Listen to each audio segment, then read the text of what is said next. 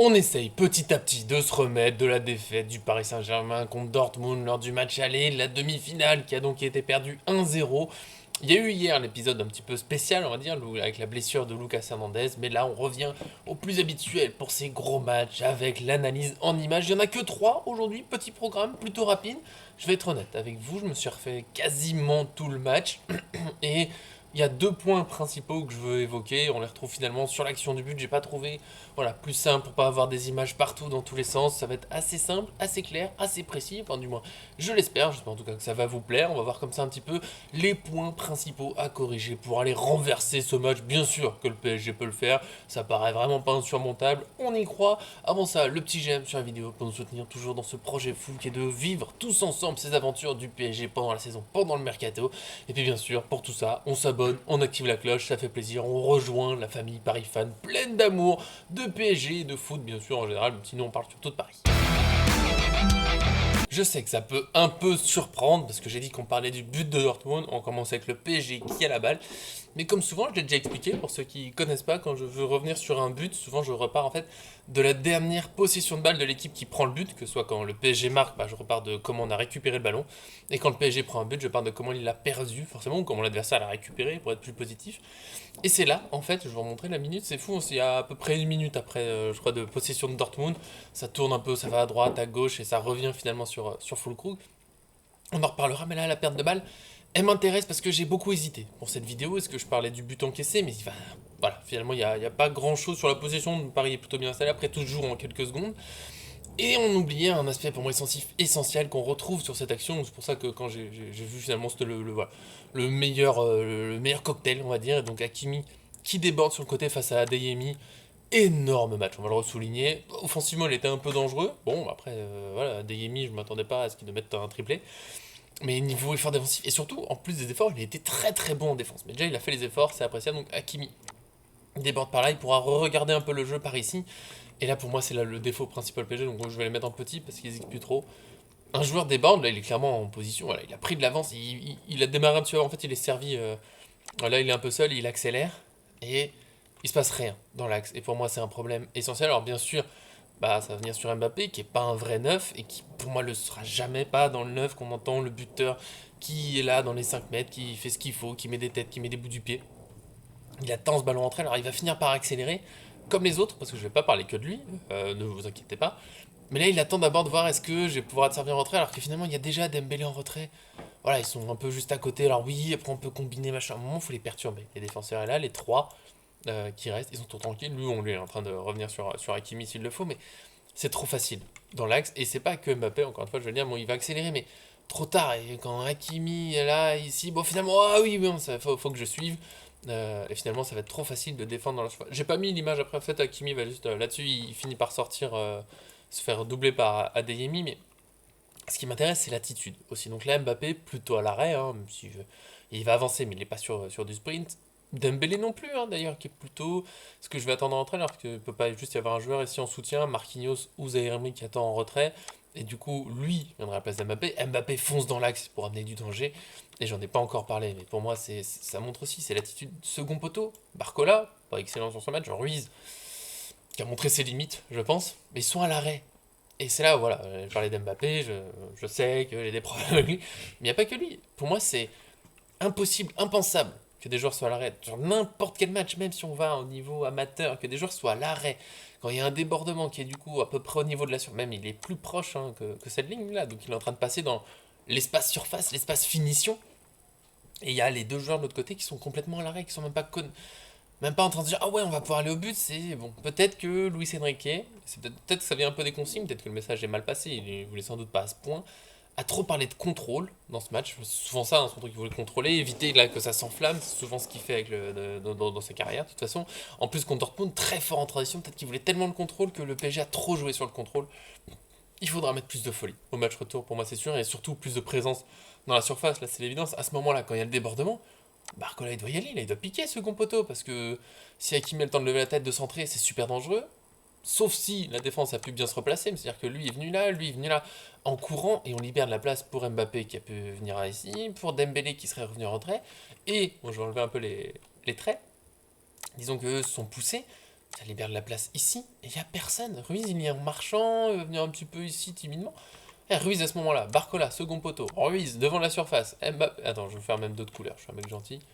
Alors, on reprend. Barcola, second poteau, Ruiz il vient ici, Mbappé, premier poteau, Dembélé un peu en retrait. On occupe assez bien toute la surface, on peut être dangereux et on n'y va pas. Et ça va être trop simple à la fin. J'ai pas mis l'image parce que. En plus, c'est tellement habituel comme problème, je voulais pas faire trop long. Voilà, il y a les défenseurs de Dortmund à la fin, en gros, qui sont dans cette zone, qui défendent sur Mbappé qui est venu un peu ici en retrait.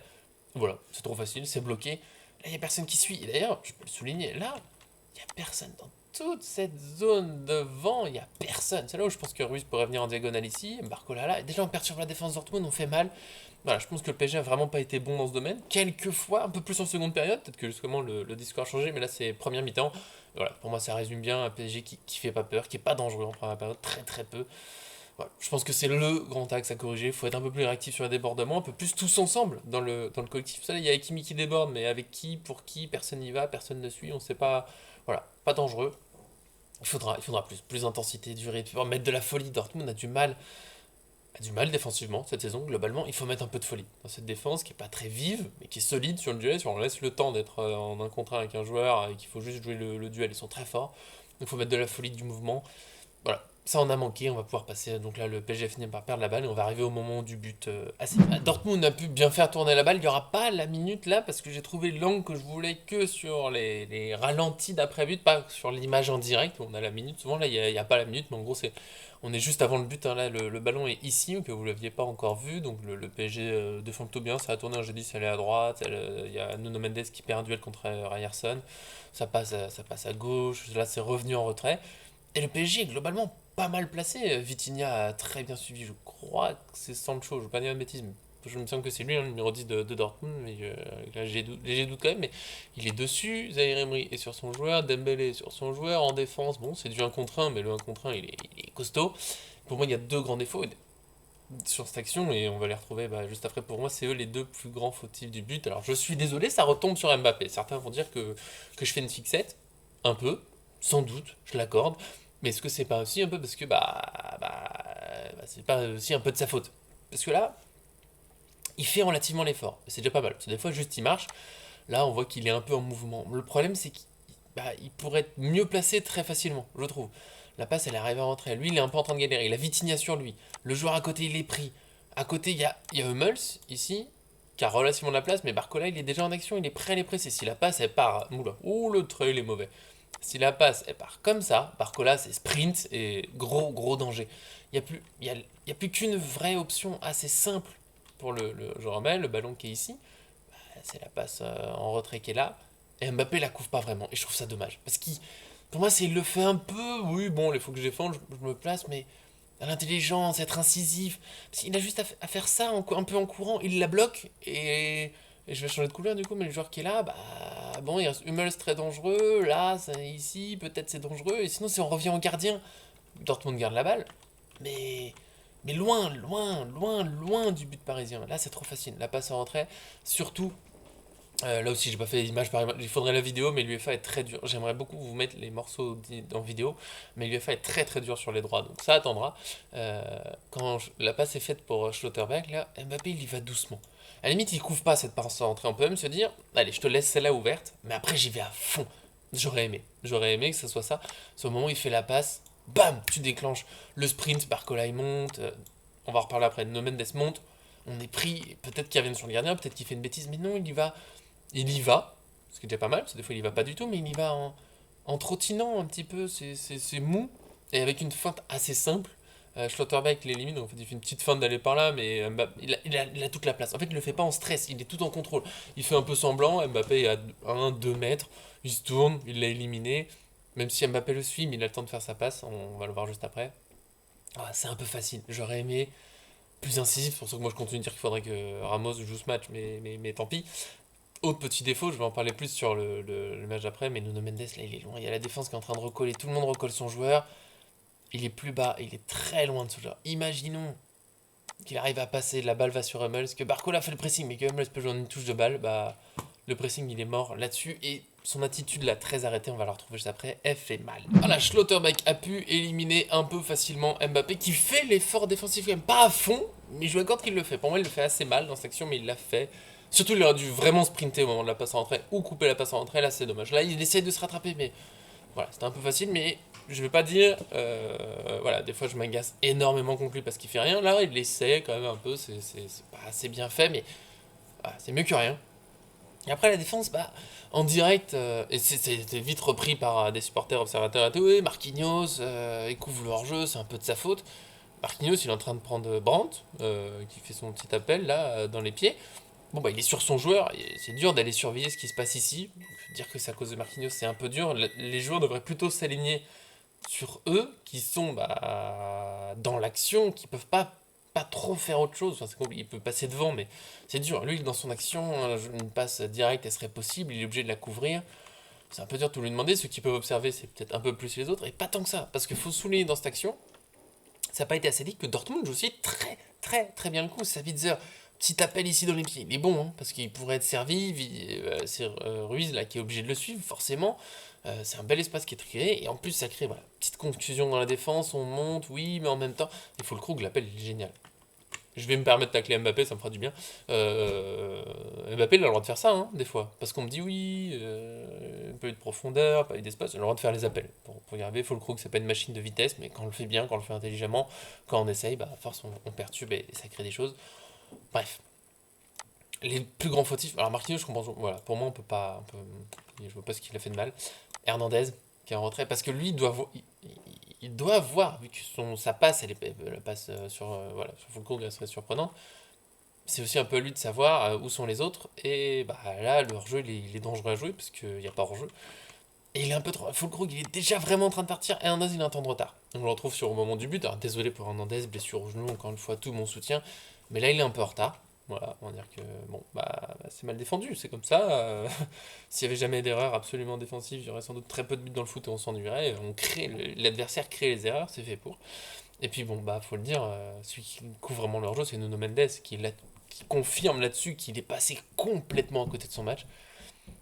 Il est très loin de Ryerson, ça à la limite, bon, pourquoi pas, ça fait loin aller chercher d'abord la défense. Le problème, c'est qu'il est pas vraiment connecté à la défense parce que il couvre les hors-jeux. Bon, ma ligne est pas droite, mais il le couvre au moins aussi bien que Marquinhos, et il est sur personne. Lui doit voir que Fulkrug fait l'appel, il peut le voir, mais il prend même pas l'info, donc il pourrait être en train de se dire, oh mince, allez, je resserre, hop, il y a un appel en profondeur, je resserre un peu par là, je suis prêt à aider. Non, il est pas connecté à ça, il couvre le hors-jeu, il est pas non plus en train... Voilà, là, Mendes, c'est son grand axe de progression, on sait qu'il apporte offensivement, défensivement, il faut qu'il apprenne à être plus rigoureux tactiquement, je pense. J'espère que ce sera bon pour le match retour. Je vois pas qui d'autre va jouer à sa place à gauche, surtout que la blessure d'Hernandez. Donc voilà, pour moi c'est voilà, les grands axes, c'est être un peu plus rigoureux défensivement, clairement. Être vraiment incisif comme il faut sur le pressing, c'est dommage, on n'est pas loin, c'est un petit détail, mais voilà, c'est le petit truc où il faut aller faire mal. Et puis bah offensivement, plus de présence, plus de folie, plus de... Voilà, Dortmund ils sont prêts pour nous, à nous d'être prêts. On y croit. Et voilà, j'ai essayé de pas trop en faire sur Mbappé. Ceux qui sont abonnés depuis longtemps ne le découvrent pas, c'est pas mon joueur préféré, c'est pas un joueur que j'adore. Il fait quand même de belles choses, oui, il peut mettre de buts, oui, parfois il est décisif. Voilà, je sais que ça tombe souvent sur lui, mais est-ce que c'est de ma faute si ces analyses de petits défauts et de choses à corriger tombent sur lui? Je ne suis pas sûr, c'est la grande question à se poser en tout cas. Voilà, c'est bien sûr tout un collectif qui doit aller se qualifier, qui doit être tous ensemble, et c'est là où, bah oui, il faut que tout le monde soit dans le collectif dans l'idée de faire ce qui est au mieux pour l'équipe, quitte à être rincé à la 60e, 70e minute, on laisse la place à un autre. C'est pour ça qu'il y a tout un groupe, c'est pour ça qu'on fait un collectif complet pour aller gagner des telles compétitions. Ça passera pas voilà, en brillant tout seul, même si bien sûr il faut que les individualités soient en forme, ce sera plus simple en passant d'abord par le collectif. Revenons là-dessus, on y croit, le PSG va peu d'abord, mais surtout va se qualifier. On en reparlera bien sûr dans la vidéo d'avant-match lundi, le groupe parisien, l'équipe parisienne et nos pronostics. On sera là, ne manquez pas ça. Des gros bisous, merci à tous ceux qui nous suivent.